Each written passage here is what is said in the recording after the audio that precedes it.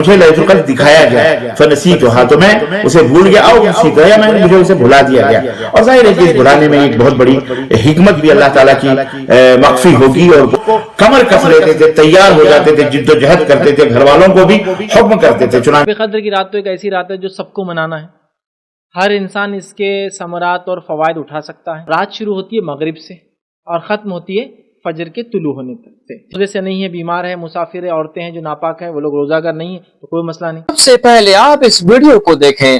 تمہیں پتہ ہے لیلۃ القدر کیا ہے؟ لیلۃ القدر خیر من الف شہر، لیلۃ القدر 1000 مہینوں سے بہتر ہے۔ عزیزان گرامی، آئیے دیکھتے ہیں کہ لیلۃ القدر میں ہمیں کیا کرنا چاہیے اور کیا ہونا چاہیے۔ دراصل یہ لیلۃ القدر اللہ کے رسول صلی اللہ علیہ وسلم جیسا کہ فرمایا کہ انی اريد لیلۃ القدر، مجھے لیلۃ القدر دکھایا گیا فنسیتھا، تو میں اسے بھول گیا، او نسیتھا، یا مجھے اسے بھلا دیا گیا۔ اور ظاہر ہے کہ اس بھلانے میں ایک بہت بڑی حکمت بھی اللہ تعالیٰ کی مخفی ہوگی اور پوشیدہ ہوگی، جسے اللہ ہی بہتر جانتا ہے۔ اور یہ معلوم ہوتی ہے کہ ایک مومن اس کی فضیلت حاصل کرنے کے لیے تمام راتوں میں جاگے، محنت کرے، جد و جہد کرے، کوشش کرے تاکہ اس رات کو پا جائے، کیونکہ اللہ کے نبی نے فرمایا کہ من قام لیلۃ القدر ایمانا واحتسابا غفر له ما تقدم من ذنبه۔ صحیح مسلم کی صحیح بخاری کے اندر یہ روایت موجود ہے فضل لیلۃ القدر میں کہ جو بندہ، جس شخص نے شب قدر میں قیام اللیل کیا، قیام کیا یعنی نوافل ادا کیے، قیام کیا، تو اللہ تعالیٰ اس کی عبادت کی وجہ سے اس کے پچھلے تمام گناہوں کو معاف فرما دیتا ہے۔ تو لیلۃ القدر بھلا دی گئی تاکہ لوگ محنت کریں، جد و جہد کریں اس شب میں، یہ وجہ ہو سکتی ہے تاکہ لوگ زیادہ سے زیادہ۔ تو اسی طرح سے اللہ کے رسول صلی اللہ علیہ وسلم نے فرمایا کہ التمسوها فی العشر الاواخر من کل وتر، آخری اشرا، مہینے کی آخری 10 دنوں کے، راتوں کے اندر اسے اس رات میں بھی نہیں، اس راتوں کی طاق راتوں میں لیلۃ القدر کو تلاش کرو۔ یہ صحیح مسلم کی روایت ہے، یہ رحمت للعالمین کی رحمت للعالمین ہی ہے کہ اللہ تعالیٰ نے انہیں یہ بتایا کہ آخری طاق راتوں میں جو 5 دن 21، 23، 25، 27 اور 29 ان راتوں میں لیلۃ القدر کو تلاش کرو۔ چنانچہ ہم یہ دیکھتے ہیں کہ نبی کریم صلی اللہ علیہ وسلم کی سیرت مبارکہ کیا رہی ہے لیلۃ القدر کے تعلق سے۔ تو یہ بات واضح ہوتی ہے کہ رمضان المبارک کے مبارک مہینے میں اور اس مہینے کے آخری عشرے میں آپ صلی اللہ علیہ وسلم اعتکاف فرمایا کرتے تھے، اور اسی عشرے کی طاق راتوں میں ایک رات لیلۃ القدر بھی ہے، جیسا کہ آپ کو بتایا گیا کہ طاق راتوں میں لیلۃ القدر بھی ہے، جس کی تلاش جستجو میں ان راتوں کو قیام نبی کریم صلی اللہ علیہ وسلم کرتے تھے، ذکر کرتے تھے، عبادات کرتے تھے، اور لوگوں کو تاکید بھی فرماتے تھے کہ لوگ جو ہے تاکہ اس رات کا اہتمام کریں۔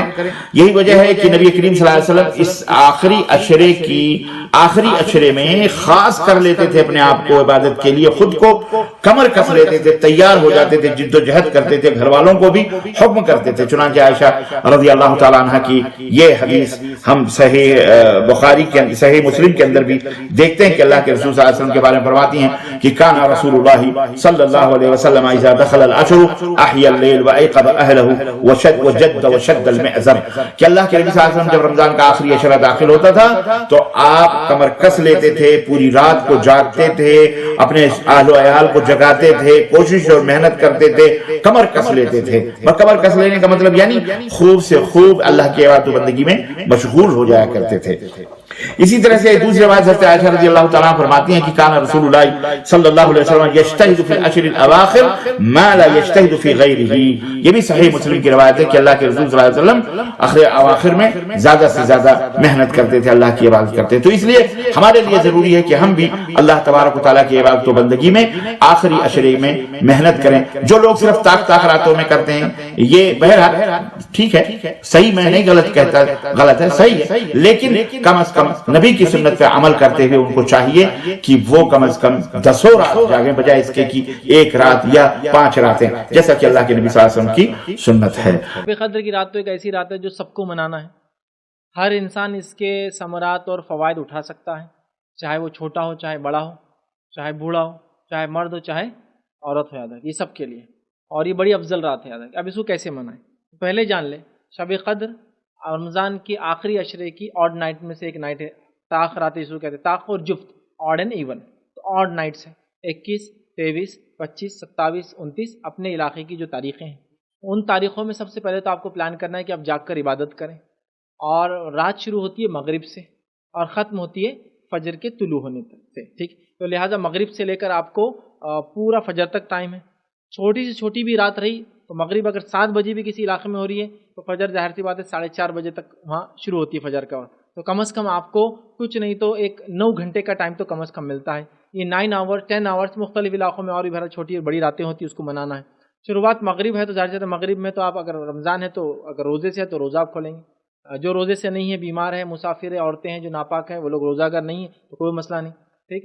مغرب آپ کی نماز پڑھیں گے. مغرب کی نماز پڑھنے کے بعد ظاہر سی بات ہے آپ کھانا وغیرہ کھا لیں، اس کے بعد آپ تلاوت قرآن کر سکتے ہیں. تلاوت قرآن کے ساتھ ساتھ اللہم انک عفو تحب العفو فاعف عنی، اس دعا کو آپ کثرت سے پڑھیں اس رات میں، ٹھیک ہے. اس کے علاوہ تلاوت قرآن کے علاوہ آپ نماز قائم کریں. نماز کے اندر بھی آپ قرآن پڑھیں تو جتنا ہو سکتا ہے آپ نمازیں ادا کریں. نمازیں ادا کرنے کے علاوہ آپ اللہ تعالیٰ سے دعائیں کریں، کثرت سے دعا کریں.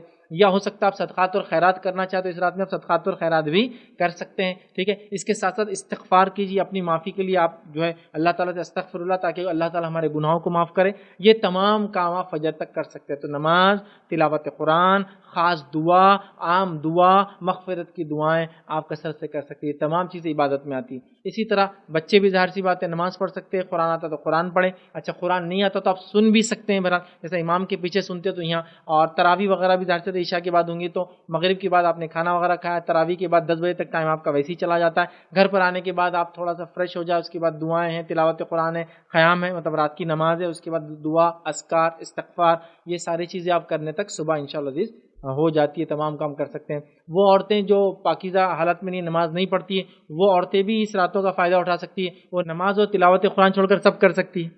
قرآن چڑھ رہا ہے تو وہ سن سکتی ہے، ٹھیک ہے. اسی طرح جو ہے دعا کر سکتی ہے اللہم انک عفو، یہ دعا سے ممانعت نہیں. اس کے علاوہ مغفرت کی دعائیں کر سکتی ہے. اس کے علاوہ عام دعائیں کر سکتی ہے. اور تمام وہ لوگ جو اس رات کو جاگ کر منا رہے ہیں ان کو سپورٹ کر سکتی ہے اپنے طرف سے. جیسا کہ آج تم بچوں کو سنبھال لو، کل میں سنبھال لیتی، کھانا تم آج بنا لو، فلاں تم، مطلب پول بنانا بولتے ہیں اس کو. ایک دوسرے کی ہیلپ کر کے سب لوگ مل کر ایک عمل کریں. ہوتا ہے نا عورتوں کو کھانا بنانا ہے، سحر کی تیاری کرنا ہے، بچوں کو سنبھالنا ہے، پول بنا لے. تھوڑی دیر یہ دیکھ لے، تھوڑی دیر وہ دیکھ لے. جیسا جو عورتیں نماز قرآن نہیں کر سکتی وہ دنوں میں تو دوسروں کے بچوں کو دیکھنے کے ساتھ ذکر تو ایسے ہی ہو جاتا، بچے کو سنبھالتے بھی ہو جاتا، کھلاتے بھی ہو سکتا، ٹھیک. تو ایسی پول بنا کے ایک دوسرے کو بہرحال ہم سہولت دے سکتے ہیں. تو سب کو اس رات کو منانا ہے. منانے سے مراد جاگنا ہے. اچھا کوئی مجبور ہے، مسافر ہے، بیمار ہے، تنگ دست ہے، بدحال ہے اور صبح کام کرنا ہے، وہ اس کو رات نہیں جا سکتا تو نبی اکرم صلی اللہ علیہ وسلم کی یہ حدیث وہ یاد رکھیں، جو شخص رات میں عشاء پڑھ کے سو جائے اس نیت سے کہ فجر میں اٹھیں گا اس کو ساری رات عبادت کا ثواب ملتا ہے. تو مجبور لوگ شب قدر میں بھی رات میں عبادت کا ثواب اس سے لے.